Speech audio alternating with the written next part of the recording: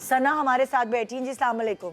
अस्सलाम वालेकुम। जी सना, जी निदा, मेरा जो मसला थोड़ा है सा जोर से बोलेंगे सना, आवाज़ नहीं आ रही है। मेरा जो मसला है मैं उसके लिए काफ़ी मतलब फ़िक्रमंद हूँ कि मैं किस तरह उसको मतलब हैंडल करूँ। मेरी शादी होने वाली है, इंगेजमेंट हुई हुई है मेरी, 6 मंथ में मेरी शादी है।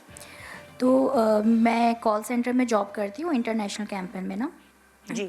तो मेरे जो फियोंसे हैं तो वो ये नहीं चाहते कि मैं अपनी जॉब स्किप करूं, क्योंकि हर लड़की की तरह मेरी ख्वाहिश है कि मैं घरदारी देखूं, शादी के बाद अपना घर संभालूं, अपने सास ससुर का दिल जीतने की कोशिश करूं। तो मैं चाहती हूं मैं जॉब छोड़ दूं। तो मैंने अपने फियोंसे से ये डिस्कस किया था कि मैं शादी के बाद जॉब छोड़ दूंगी। तो वो ना मतलब बस जिद रहते हैं कि मैं जॉब छोड़ूं ना।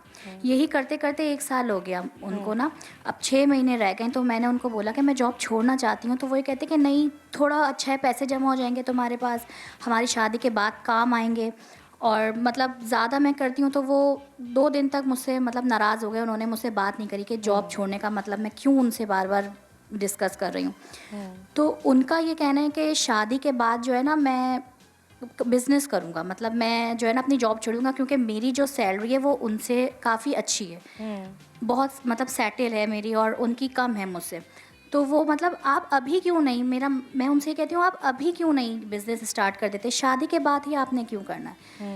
तो मुझे ऐसा लगता है कि वो ये चाहते हैं कि शादी के बाद वो मेरी सैलरी पे डिपेंडेंट रहें, और मतलब कि एक्सपेरिमेंट करें शादी के बाद कि बिज़नेस करना है उनको। अभी वो मतलब वो ये कहते हैं कि मतलब आप जो है अपनी जॉब ना छोड़ो, बहुत अच्छी जॉब है आपकी, लेकिन मैं नहीं कंटिन्यू करना और चाहती आपको अपनी ये जॉब। जो है रेड फ्लैग लग रहा है जी कि बाकी सब चीज़ें हैं, लेकिन ये जो जॉब करने को आपको कह रहे हैं तो वो आपको बेसिकली जी, वो आपके ये ऊपर मेरी डिपेंड। जॉब पे डिपेंडेंट हाँ। रहना चाहते हैं बाद में भी। अच्छा ठीक है, अभी मैं सबसे मशवरे लेती हूँ। आप लोगों को क्या लग रहा है इनकी बात सुन करके, क्या ये रेड फ्लैग है और क्या इनको रिश्ता एज बैचलर तुम्हें क्या लग रहा है?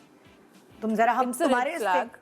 हाँ, It's तुम्हें a red red flag flag. लग रहा Yeah, है। exactly. आपको क्या लग रहा है Red एज flag. बेटी की माँ? रेड फ्लैग मैं तो कभी हाँ। भी ना करूं अपनी बेटी। हाँ Exactly. एज भाई, लड़की का भाई, आपको क्या लग रहा है? देखिए, मुझे रेड फ्लैग नहीं लगता ये। मैं आपको बताता हूँ क्यों। क्योंकि मुझे ऐसा लगता है कि it's how you look at things. कभी आपको ग्लास एम्प्टी नजर आता है और कभी ग्लास फुल नजर आता है। It's how you look at things. अगर मैं इसको इस तरह से कहूँ तो शायद आप लोग मुझसे एग्री करेंगे कि एक लड़का आपको ऐसा मिल जाए जो आपको एम्पावर कर रहा है कि आप काम करें, तो आपका पर्सपेक्टिव बिल्कुल चेंज हो जाएगा। तो अगर वो चाहता है कि आप काम करें, there is nothing wrong in it. नहीं, लेकिन जबरदस्ती काम करना, देखिए एक होता है कि आप चॉइस दें, देखिए, बट वो लेकिन सैलरी अगर पे कहीं कि डिपेंडेंट होना नहीं चाह रहा है। आप करेंगी तो देखिए, वो ये तो वो रेड फ्लैग ये तो है। मेरी बहन ने कहा कि मेरी अजम्पशन है, मुझे ऐसा लगता है कि वो ऐसा करेंगे। अच्छा, सब अपना अपना पॉइंट ऑफ व्यू दे। हाँ। कोई किसी को नेगेट नहीं करे। हाँ। आप दोनों ने अपना दिया, इन्होंने मुझे अपना ऐसा दिया। लगता है कि हाँ, मुझे ऐसा लगता है कि ऐसा अजम्पशन नहीं लेना चाहिए। Okay. अगर हम बात करते हैं कि विमेन एम्पावरमेंट होनी चाहिए, विमेन एम्पावरमेंट आती ही घर से है। बिल्कुल। मैं एज अ भाई अपनी बहन को मैंने एम्पावर किया। अपनी बहन को उसने शादी के बाद काम शुरू किया और उसके शौहर ने उसको फुल सपोर्ट किया। इसमें फाइनेंशियल बातें हैं नहीं है, वो एक अलग बात है। अगर वो एक्सपेरिमेंट करना चाहते हैं नॉलेज, फर्ज करें, मैं अभी सारी बातें फर्जी कर रहा हूँ तो इसको मेरे गले से ना पकड़ लीजिएगा मुझे। नहीं कि अगर फर्ज करें शादी के बाद वो बिजनेस करते हैं और वो बिजनेस चल जाता है, तो क्या इनका कोई फायदा नहीं होगा एज अ बीवी? होगा ना। तो इसी तरह हम लोगों ने ना ये खुद ही हमने रिस्ट्रिक्शंस बना ली हैं कि ऐसा हो जाएगा, वैसा हो जाएगा। यानी कि अगर वो काम से रोके तो भी वो बुरा, अगर वो काम से रोकेगा, अगर वो काम से रोकेगा तो मेरी बहन के और खुदा ना खास्ता मुश्किलात होंगी, तो मेरी बहन कहेगी कि मैं तो अच्छा खासा काम करती थी, इन्होंने मुझे घर बिठा दिया। तो आपको सिचुएशन के हवाले से और अपने पार्टनर से कम्युनिकेट करके ये बात इसको आगे ले जाना चाहिए। आप उनको ये बोलें कि मैं फिलहाल इसलिए काम नहीं करना चाहती कि मैं चाहती हूँ कि घर गृहस्थी अच्छी हो और इस तरह से हो। अगर वो उसके बाद कहते हैं कि नहीं जी हम चाहते हैं कि एक साथ ग्रो करें, इज नथिंग रॉन्ग। मुझे ऐसा लगता है। सो building on what Faizan is saying, इसको मैं ना रेड फ्लैग कहूँगी ना ग्रीन फ्लैग कहूँगी। इसमें ज़रूरत है पूछने की कि इनको क्या लगता है कि क्या सिर्फ घर का एक ही सरबराह पूरे घर को प्रोवाइड करे और ये उसमें सिर्फ घरदारी के तौर पे कंट्रीब्यूट करना चाहती हैं।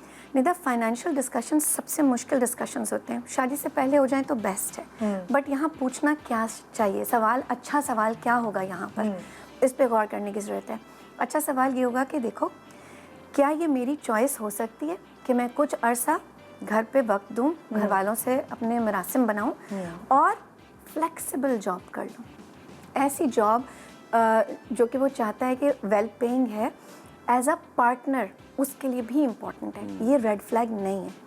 एक इन्फ्लेटेड सोसाइटी में रहते हैं आज हम, एब्सोल्युटली। ठीक है। आज पैसे की कमी लोगों को फील होती है, दिखती है, आपकी बाइंग पावर कम हो गई है। उस लड़के ने अपना बोझ अपने पार्टनर के साथ ही हल्का करना है, उसने किसी और से नहीं मांगना जाके।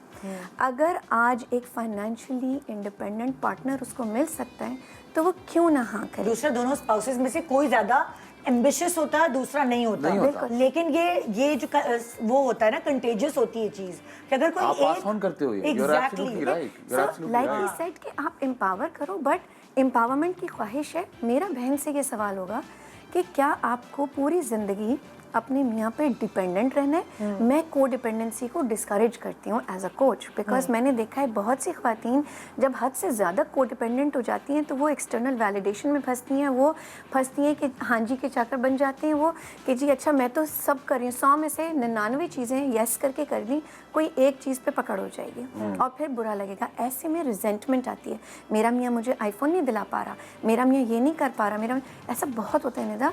बहुत सारी कॉन्फ्लिक्ट्स सिर्फ इस बात पे हो रहे हैं, वो कहता है मैं सुबह से रात तक तुम्हारे लिए काम करता हूँ, लेकिन आगे आके इख्तलाफ होता है रात में। रात भी अच्छी नहीं गुजरती। क्यों? क्योंकि वो इख्तलाफ की नज़र हो जाती है। क्यों? क्योंकि कोई बिल सर पे खड़ा होता है, कोई ऐसी चीज़ खरीदती है। ये वो ख्वातीन हैं जो घरेलू ज़रूर हैं लेकिन अपने मियाँओं के लिए फ़ाइनेंशियल सपोर्ट नहीं है, मॉरल सपोर्ट है, इमोशनल सपोर्ट है, प्यार दे रही हैं, लेकिन प्यार भी बाय कंडीशन दे रही हैं कि हमें प्रोवाइड करोगे तो प्यार मिलेगा।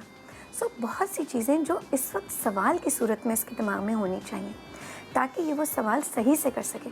खाली कम्युनिकेट नहीं करना है आपको, क्योंकि आप कम्युनिकेट करोगे आप अज्यूम करोगे ना, तो आपका सवाल ऐसा होना चाहिए कि उसके जवाब में आपको ये पता हो कि हाँ क्या मैं आगे इसके साथ निभा सकूँगी कि नहीं। Right now is a good time for her to decide कि क्या मुझे पूरी ज़िंदगी डिपेंडेंट रहना है इस पे या इसके घर वालों पे।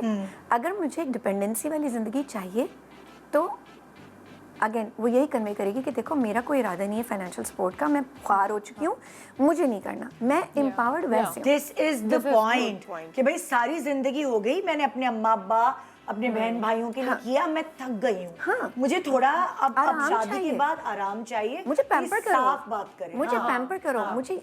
तो आपका इंटेंशन क्या है शादी का? हाँ। दोनों बेशक लव मैरिज हो, ठीक है, दोनों को ये तय करना ज़रूरी है कि मेरी ये एस्पिरेशन है, मैं यहाँ पहुँचना चाहती हूँ, क्या तुम इसमें मेरा साथ दोगे? और यही सवाल लड़का भी कर सकता है।